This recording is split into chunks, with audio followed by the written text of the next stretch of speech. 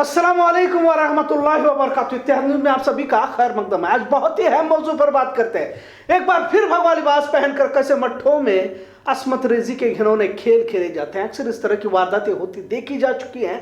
महज कुछ ही दिन पहले कर्नाटक में वाकया पेश आया था, पर अब एक और मठपति जिसे श्री श्री कहा जाता था, रियासत कर्नाटक के बहुत ही मारूफ मठाधीश जिसका नाम बड़े इज्जत और वकार के साथ लिया जाता है, डॉक्टर मुरुग राजेंद्र ब्राह्मण मठ जो चित्रदुर्ग में है, इसे मठाधीश मुरुग राजेंद्र मठ शिवरात्रि मुरुगा सिर पर संगीन इल्जाम लगाए गए हैं। द फाइल्स की रिपोर्ट के मुताबिक मठाधीश मुरुग राजेंद्र के खिलाफ पोक्सो एक्ट के तहत मामला भी दर्ज किया गया। हासिल इत्तला के मुताबिक मुफ्त हॉस्टल यानी कि फ्री हॉस्टल में रहने के बहाने मुरुग राजेंद्र मठ बच्चों को तन्हाई में बुलाकर इनसे जिनसी ज्यादतियां करता था। मामला दर्ज किया गया। जिनसी इस्तेहसाल का शिकार हुई तालिबात ने इस मामले में मठ के स्वामी जी के खिलाफ शिकायत दर्ज कराई है। फ्री हॉस्टल की तालिबात ने खवातीन की बहबूदी यानी महिला संगठन के जरिए शिकायत दर्ज की। महिला तंजीम के जरिए दायर शिकायत की बुनियाद पर मैसूर जिला चाइल्ड वेलफेयर कमेटी ने इसकी तहकीकात बरजुमा की और कमेटी ने पुलिस को हिदायत दी है कि पोक्सो एक्ट के तहत मुकदमा दर्ज कराया जाए और इन लड़कियों के बयानात की सच्चाई को जांचे जिन्होंने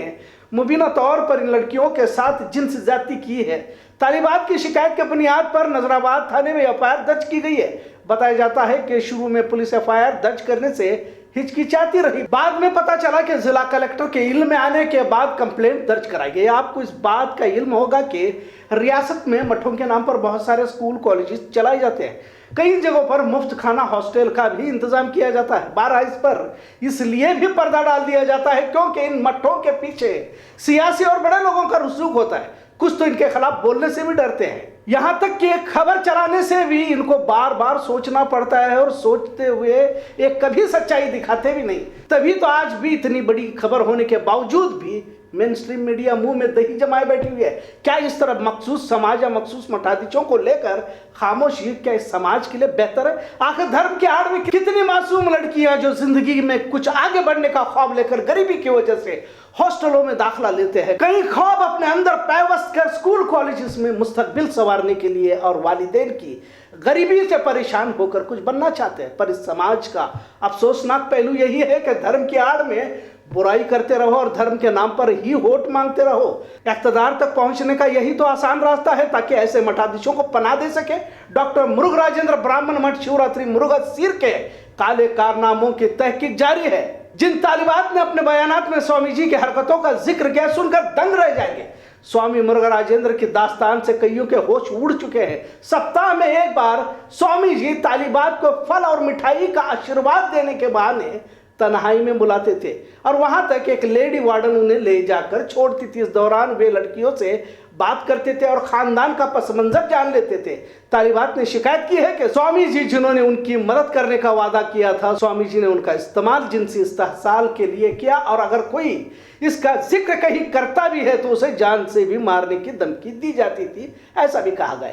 यहाँ तक इत्तला हासिल हुई है कि मिठाइयों में नशे की दवा भी मिलाई जाती थी। जुलाई में जब कुछ तालिबात ने जबरन जिनसी ज्यादती की आवाज उठाई तो इन्हें हॉस्टल से बाहर कर दिया गया। आखिर में कुछ तालिबात ने हिम्मत जुटाकर बेंगलोर गए जहां से उन्होंने स्वामी जी पर मुकदमा दर्ज किया। कहानी सुनकर बड़ा अजीब लगता है कि कैसे कैसे लोग इस समाज में इज्जतदार बनकर रहते हैं। डॉक्टर मुरुग राजेंद्र स्वामी के कदमों में बड़े बड़े शख्स लेट जाते थे। इसे क्या कहा जाए? क्या वाकई धर्म की आड़ में जाहिलों का दरबार लगा हुआ है? और ऐसा नहीं कि महज एक ही मजहब के लोग इसके शिकार हैं। भगवा लिबास पहनकर कुछ ज्यादा ही ढोंगी इसलिए पनप रहे हैं क्योंकि अब दौर ही भगवा लिबास का चल रहा है और इसका ही चलन है। वैसे तो मुस्लिम समाज में भी इस तरह के ढोंगी देखे जाते हैं। हाल ही में जरीफ बाबा का कत्ल हुआ, यह भी आपको इसी तरह जाहिलों का दरबार लगा हुआ देखा जाता था। अपने आप को बाबा फकीर अमलियात करने वाला कहकर भोली भाली आवाम को चूना लगाने का कारोबार तो रोजाना फल फूल रहा है। गली मोहल्ले में बाबाओं की दुकानें सजाई जा रही है, दुकानें लगी हुई है। आज के इस जदीद साइंसी दौर में भी लोग बाबाओं के पास हल तलाशते हैं। इससे बढ़कर क्या जहालत हो सकती है? लिहाजा आज का मुरुग राजेंद्र स्वामी का मामला भी सोचने पर मजबूर कर देता है। बंद होते कारोबार, महंगाई, बेरोजगारी से बेहाल लोग अपना बचा कुचा रुपया भी इन्हीं बाबाओं के कदमों में लगा देते हैं। बाबा तो महंगी कारों में घूमकर ऐश करता है, खवातीन भी घरों के मसलों को लेकर बाबाओं के पास जाती है और ये हिंदू मुस्लिम दोनों समाज में ये अक्सर देखा जाता है। जहां पर गलत फायदा उठाया जाता है। बदनामी के डर से कोई बोलना भी नहीं चाहता, पर बच्चों के साथ और लड़कियों के साथ इस तरह की घिनौनी हरकत ना सिर्फ काबिल मजम्मत है बल्कि इंसानियत को शर्मिंदा करने वाली भी है। माशरे में और भी कई बाबा हैं जो भगवा लिबास पहनकर भोली भाली आवाम के जज्बात का गलत फायदा उठाते रहते, जिन्हें ढूंढ कर पुलिस के हवाले करने की जरूरत है। ऐसी अवाम में मांग भी बढ़ती जा रही है। क्या करे क्या ना करे, ये कैसी मुश्किल है, कोई तो बता दे इसका हल। वो मेरे भाई की तरह तेंदुए की कहानी रोजाना मजेदार बनती जा रही है। अब तो कुछ सियासी लोग भाजपा हुकूमत पर हमला करने के लिए भी तेंदुए का इस्तेमाल करे। ऐसा लग रहा है कि अब तेंदुआ भी सियासत में एंट्री कर चुका है। तेंदुआ फुल जोश में तो फॉरेस्ट महकमा बेहोश में, ऐसी हालत बनती जा रही है। वजीर फॉरेस्ट उमेश कत्ती ने 3 दिन में तेंदुआ को पकड़ने की बात कही थी, पर आज को 23वां दिन भी गुजर गया, लेकिन तेंदुआ हाथ को आने को तैयार नहीं। सोशल मीडिया पर तेंदुआ हिट हो रहा है और एक तरह से मजाक ही बना हुआ। खैर, आज फिर एक बार तेंदुए ने फॉरेस्ट महकमा को चकमा देकर उनके हाथ से निकलने में कामयाबी हासिल की। हासिल तला के मुताबिक अरगन तालाब में तेंदुआ पानी पीने के लिए पहुंचा हुआ था, पर इंसानी आहट को महसूस कर छलांग मारकर तेंदुआ फिर भाग गया, जिससे एक बार फिर मिशन तेंदुआ नाकाम हो गया। मुख्तलिफ तरकीबों को इस्तेमाल कर तेंदुओं को पकड़ने की कोशिश फॉरेस्ट महकमा कर रहा है, लेकिन 23 दिन गुजर गए, नाकामी का ही मुंह देखना पड़ रहा है। अब जब हाथियों को लाया गया तो लोग भी यहाँ हाथियों को देखने का मजा ले रहे हैं। ऐसा अंदेशा लग रहा है कि तेंदुआ कब्जे में आए ना आए, लेकिन शहर के आवाम कई हाथियों को और फॉरेस्ट का मजा लेने के लिए भीड़ की शक्ल इख्तियार ना करे, क्योंकि अब लोगों की चहल पहल महज मिशन तेंदुओं को देखने के लिए जमा हो रही है। तेंदुआ की वजह से स्कूलों को छुट्टी दी गई और शायद सिलेबस मुकम्मल करने में इन 22 स्कूल के इंतजामिया को मुश्किलात भी आ सकती है। फॉरेस्ट महकमा पिछले 23 दिनों से तलाश की मुहिम में जुड़ा हुआ है, पर अब ऐसा लग रहा है कि मौका मिलते ही कुछ फॉरेस्ट महकमा आराम भी करने की फिराक में नजर आ रहा है। वही आवाम भी सैर तफरी का मजा लेने रेस कोर्स मैदान पहुंचती हुई दिखाई दे रही। कुछ दिनों की राहत के बाद फिर एक बार अचानक जोरदार बारिश से बाजार ठप हो गया। शहर के निचले इलाकों में पानी जमा हो गया। एक बार फिर स्मार्ट शहर का चेहरा आवाम के सामने बेनकाब होता दिखाई दे रहा है। आखिर बार बार इस तरह की परेशानियों का सामना बेलगाम वालों को क्यों करना पड़ रहा है? गैर कानूनी बस्तियों का बहाना देने वाले अफसरान तब लाजवाब होते हैं जब कानूनी बस्तियों में भी पानी रुकने लगता है। लिहाजा आज की बारिश से कई सड़कों पर पानी जमा हुआ देखा गया। खबरों का सिलसिला यूं ही चलता रहा। देखते रहिए इत्तेहाद न्यूज़। शुक्रिया, अल्लाह हाफिज।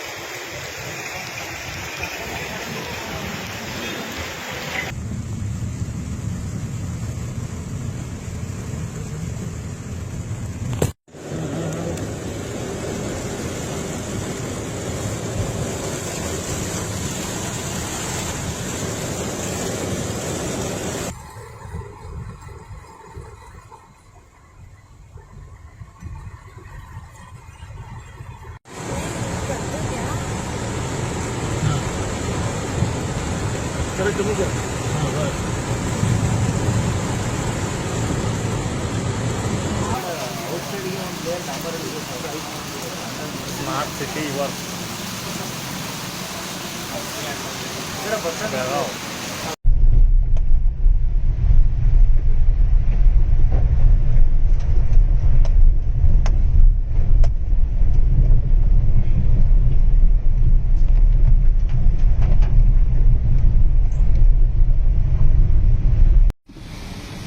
Wait.